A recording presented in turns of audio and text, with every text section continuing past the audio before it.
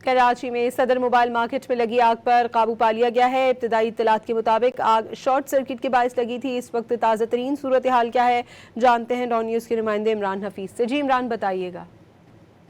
जी, मैं सदर के अल्फला मार्केट के अंदर मौजूद हूँ, जहाँ पर अभी कुछ देर पहले आग लगने का एक वाक़या हुआ था।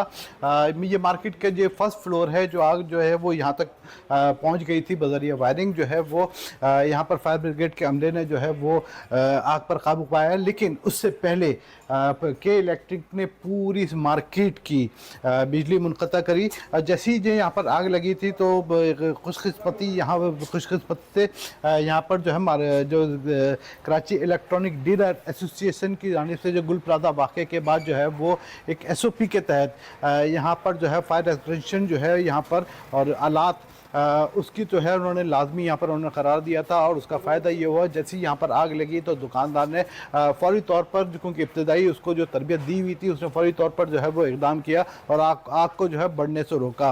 और जब तक वो वहाँ मौजूद रहा, जब तक फायर ब्रिगेड जो है वो यहाँ पर नहीं पहुँच गई। और फायर ब्रिगेड ने आने के बाद जो है वो उसको मुकम्मल तौर पर आग पर जो है वो काबू पा लिया है। बहुत शुक्रिया इमरान हफीज़ आपका।